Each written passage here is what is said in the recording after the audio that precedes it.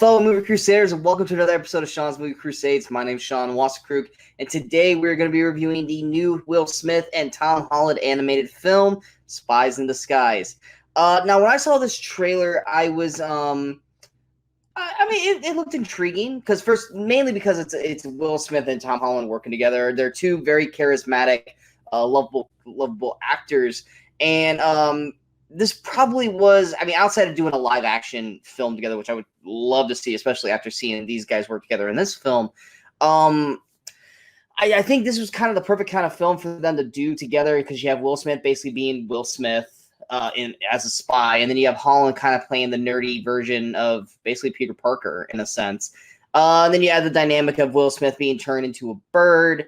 You know, it seems to work on all cylinders. It's just one of those things where it's just like animation's kind of and it came out during Christmas. There's a lot of great films around that time, so it was one of those films that was just like you just had to find time to see it at some point. And I was finally able to check it out, so let's go ahead and jump into the review and see exactly what I thought of Spies in Disguise. The general plot is we've got Lance, played by Will Smith. He's the world's greatest spy. Basically, he has a way to get out of everything and to look amazing doing it. And then we also have Tom Holland's character, Walter, who's basically like a James Bond version of like Q, except that he's a little weird because he's all about making gadgets and inventions that are harmless, where everyone else wants to make gadgets that will go boom. It's basically that's the two characters here. Now, when Lance gets framed for a crime he didn't commit, and the whole agency comes after him, he goes to Walter to try to help him because Walter has the ability to make him disappear. What Will Smith, or Lance's character, does not realize, that means turning him into a pigeon. So it becomes a kind of a James Bond-esque kind of film where Lance and Walter try to write Lance's name and stop the evildoer with what he's doing while still being a pigeon. And that is basically the general plot of Spies in Disguise. What works with Spies in Disguise is definitely the chemistry between Will Smith and Tom Holland. It's a little rough at first because you're just getting to know the two characters, but once we get into the thick of the actual story, Will Ferrell and Tom Holland mesh really well together. They're great at basically passing jokes back and forth. Once we start getting into more of the emotional part of the story with the two characters, I think it works really, really well as well. The animation, like I said, I'm not a big fan of the animation, but in terms of the animation, it works beautifully for Will Smith. The animation of Lance's character has Will Smith's mannerisms down beautifully. Even when he's a pigeon, you can just picture Will Smith's face in the certain things that he says and does. I love Will Smith kind of getting back into the comedic aspect of his career. I think it works very well, especially with someone like Tom Holland, who's just goofy and gullible and kind of naive in a sense, because that's like he plays those kind of characters like with Peter Parker and in this case Walter.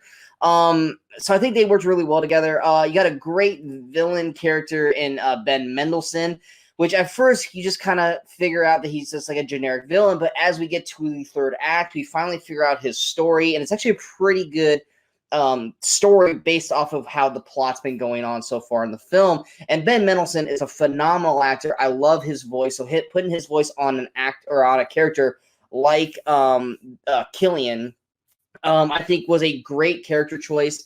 And like I said, the story of Killian, I think, worked really well with the story that we're telling. Rest of the voice cast, you got Rashida Jones. She plays I think it's Marcy. Yeah, she plays Marcy. She's the Internal Affairs agent that's hunting Lance for his framed crime.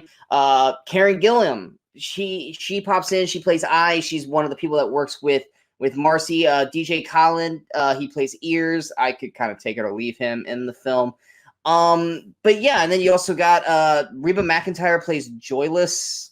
She's like the head of the agency. Honestly, for the first 10 minutes, I thought she was Holly Hunter, but it ends up being Reba McEntire, so she's okay in it. Masaoka from Heroes, he plays Kamara. I thought he was pretty funny in his one big scene that he has. Voice casting, I thought this was really good. Action sequences for this animation film, I also thought was really good. The opening action sequence, I thought was really enjoyable and it really showed off the style, how cool Will Smith's Lance character is.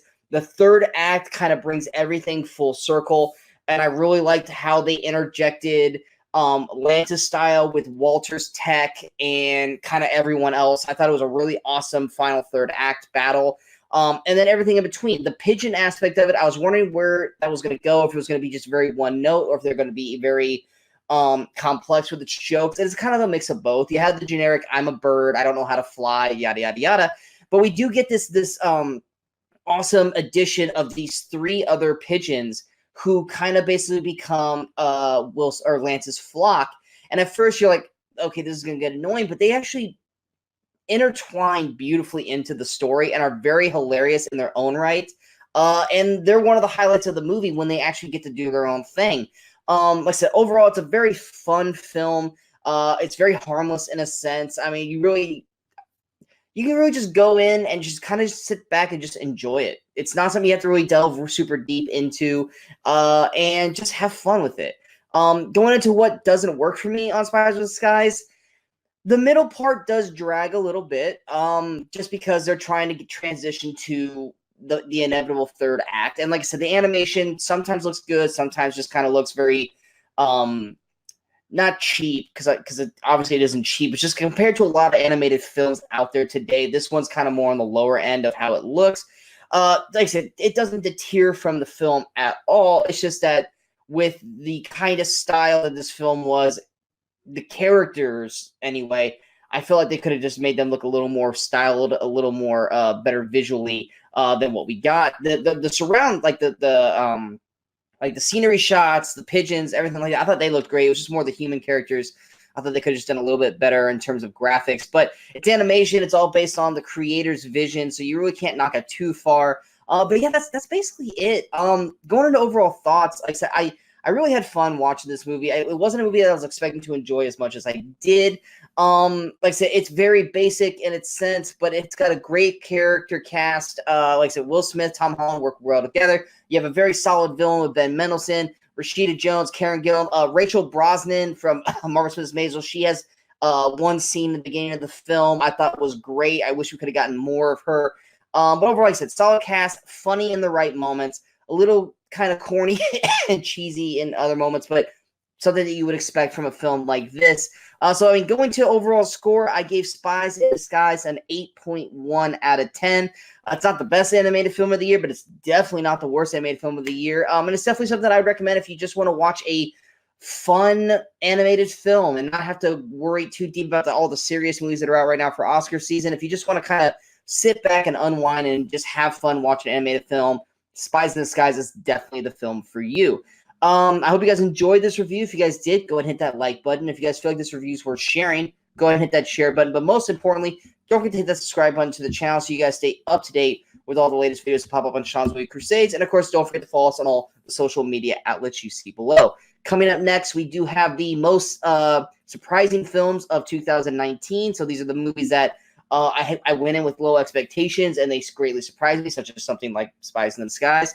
And then, of course, our most anticipated films of 2020. So be on the lookout for those videos. And then coming up here in the next couple weeks, the Movie Crusaders will be finally going over the best films of the decade, where each episode we will go over the like 1 to 3 years and kind of go over our top 5 videos or top 5 movies of those years of inevitably till we get to the best of 2019. So be on the lookout for that. We got a lot of videos coming down the pipe here. So please keep checking out the site.